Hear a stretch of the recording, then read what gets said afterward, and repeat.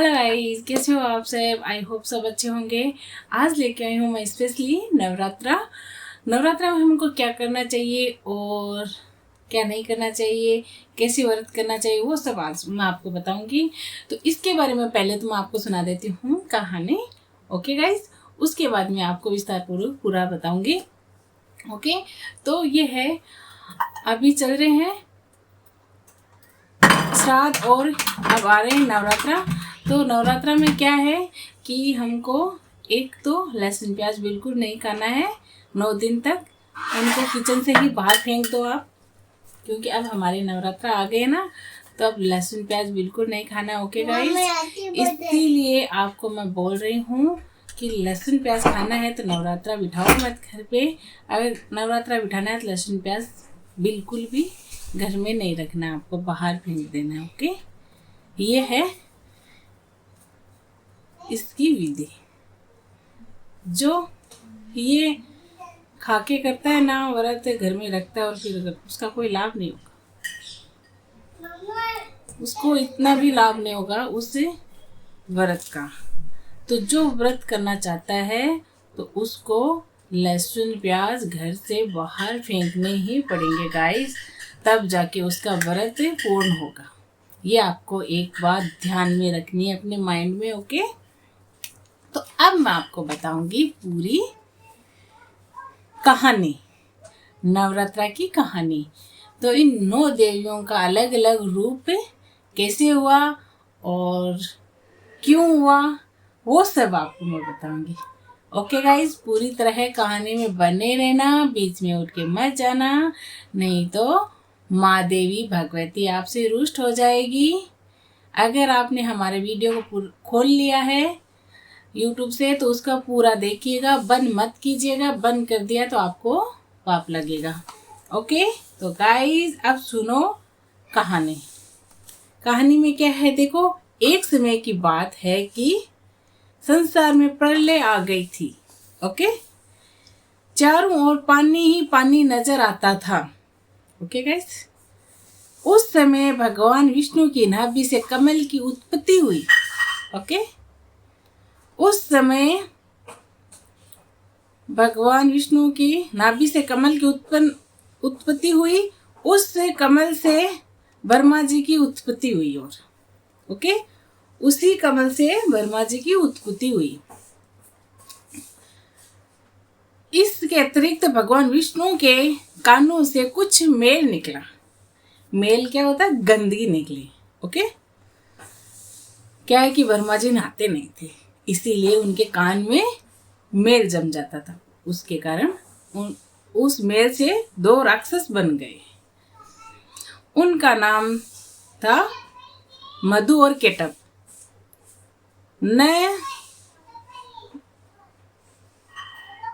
मधु और केटव ने जब चारों ओर देखा तो उन्हें ब्रह्मा जी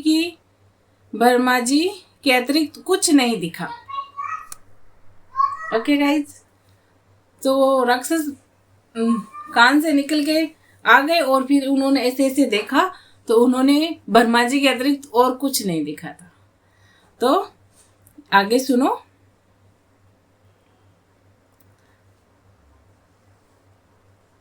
वे ब्रह्मा जी को देखकर उन्हें अपना भोजन बनाने के लिए दौड़े। ओके, तब ब्रह्मा जी ने भयभीत होकर भगवान विष्णु की स्तुति की। क्या है कि ब्रह्मा जी एकदम भोले डाले थे और उनको कोई भी राक्षस उनके पीछे उनको मारने के लिए दौड़ता था। तो वो क्या है, कभी तो शिव जी के पास जाते थे और कभी श्री हरि विष्णु भगवान के पास। तो अब जा रहे हैं विष्णु भगवान के पास। तो चलो आगे सुनो। ब्रह्मा जी की कहाँ थी मैं? तब ब्रह्मा जी ने भयभीत होकर भगवान विष्णु की स्तुति की। ब्रह्मा जी की स्तुति से भगवान विष्णु की नींद खुल गई। ओके, वो नींद में सो रहे थे तो उनकी नींद खुल गई। ब्रह्मा जी ने स्तुति की, तब उनकी आंख में निवास करने वाली महामाया लुप हो गई। भगवान विष्णु के जागते ही मधु और केटव उनसे युद्ध करने लगे। ओके गाइस, युद्ध करने लगे।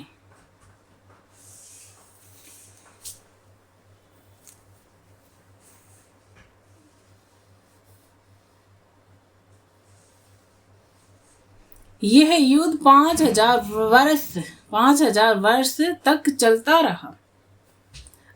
अंत में महामाया ने महाकाली का रूप धारण कर इन दोनों राक्षसों की बुद्धि को बदल दिया। महामाया ने, वे दोनों असुर भगवान विष्णु जी से कहने लगे, हम तुम्हारे युद्ध कौशल से बहुत प्रसन्न हैं। ओके गाइस, बहुत प्रसन्न है, तुम जो चाहो मांग लो। भगवान विष्णु जी ने कहा, यदि तुम मुझे कुछ देना चाहते हो तो यह वरदान दो कि दैत्यों का नाश हो। उन्होंने तथास्तु कह दिया। इसी प्रकार महाबली दैत्य का नाश हो गया। ये थी हमारी माया, योग माया। तो योग माया ने ऐसा योग बनाया कि उनकी बुद्धि पलट दी और उनका सर्वनाश हो गया विष्णु भगवान की वाणी मात्र से। ओके, तो अब मैं बताती हूँ एक दूसरे पहर की कहानी। प्राचीन काल में महिषासुर नाम का एक दैत्य था। ओके, उसने समस्त राजाओं को हराकर पृथ्वी और पाताल पर अधिकार कर लिया। ओके गाइस, स्वर्ग पर अधिकार करने के लिए उसने देवताओं पर चढ़ाई कर दी। देवताओं ने अपनी रक्षा के लिए भगवान विष्णु और भगवान शंकर की स्तुति की। इसी प्रकार स्तुति की। उनकी स्तुति सुनकर भगवान शंकर और विष्णु भगवान जी प्रसन्न हुए। उनके शरीर से एक तेज कुंज निकला उनके शरीर से। ओके गाइस, जिसमें महालक्ष्मी का रूप धारण कर लिया। उस तेज कुंज ने महालक्ष्मी का रूप धारण कर लिया गाइस। ओके, इन्हीं लक्ष्मी ने महिषासुर दैत्य को युद्ध में पराजित कर देवताओं के कष्टों को दूर किया।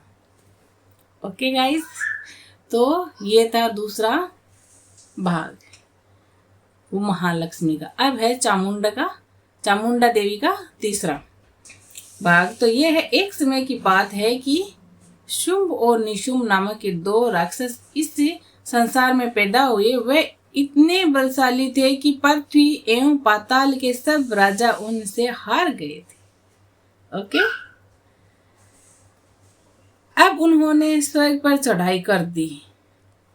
देवताओं ने भगवान विष्णु की स्तुति की।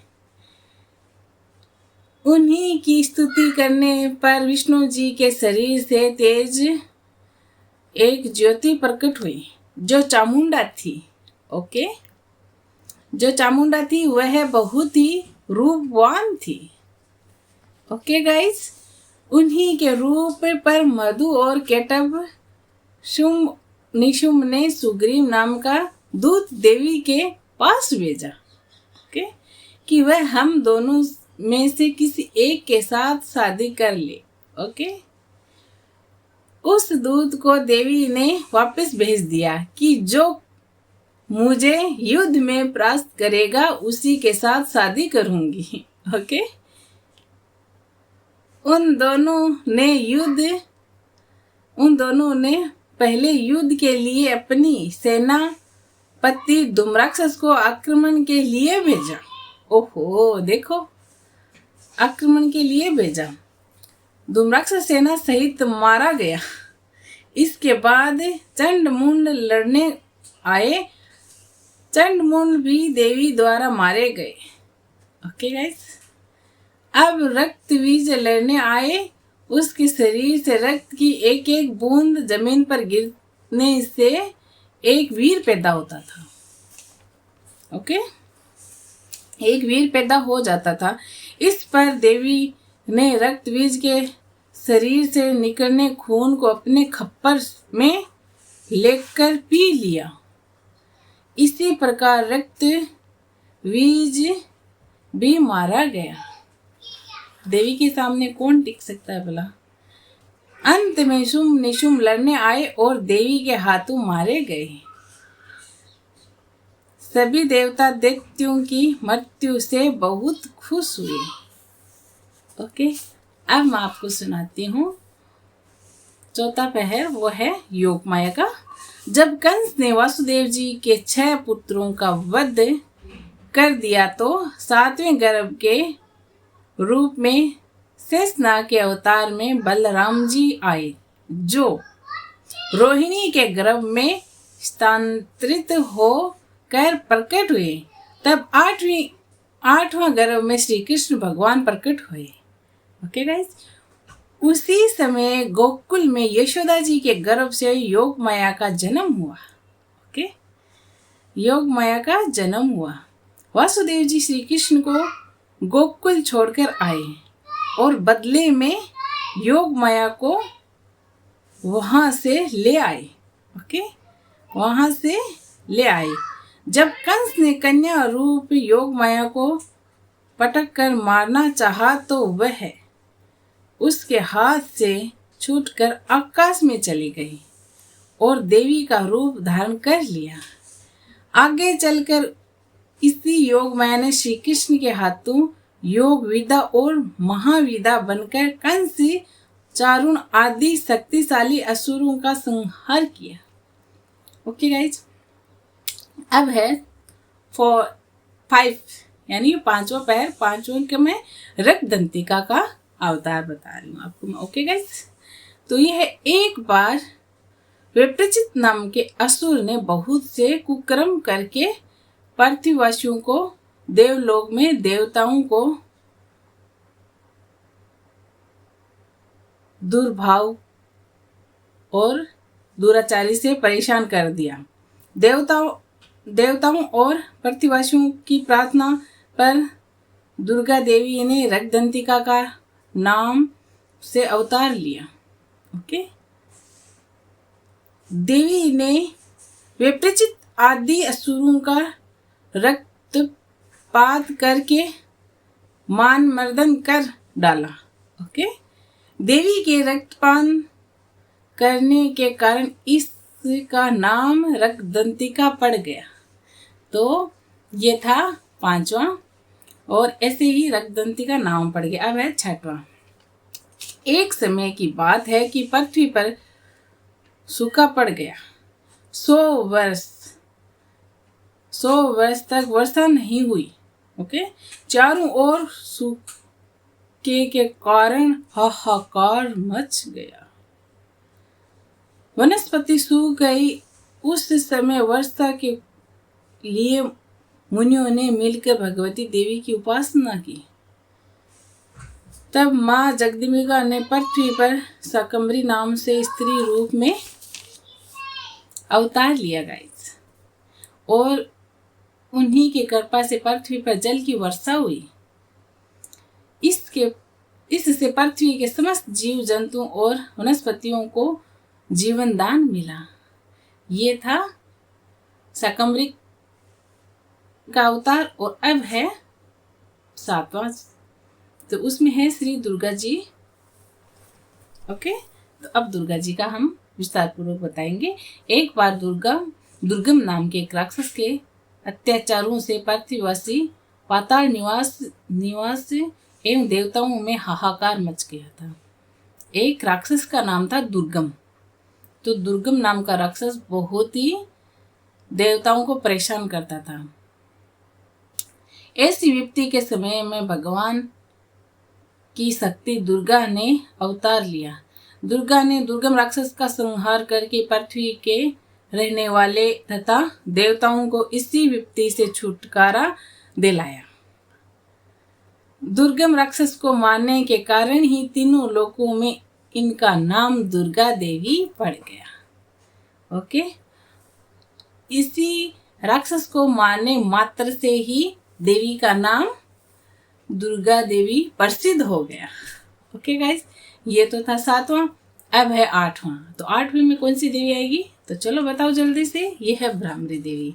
तो भ्रामरी देवी को हम कैसे पढ़ेंगे, जैसे कि एक बार अरुण नाम के असुर के अत्याचार इतने बढ़ गए कि वह स्वर्ग में रहने वाली देवी पत्नियों के सतीत्व को नष्ट करने की कुचेष्टा करने लगा था।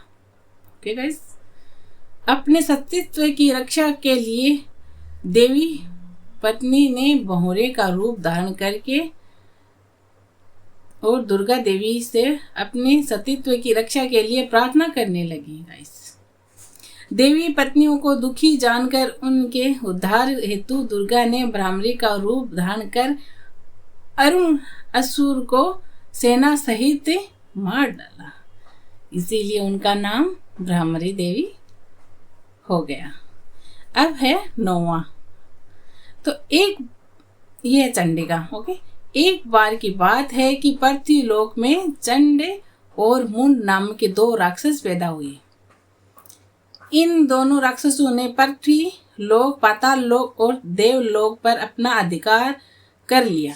ओके, इस पर देवताओं ने दुखी होकर तक शक्ति देवी का स्मरण किया।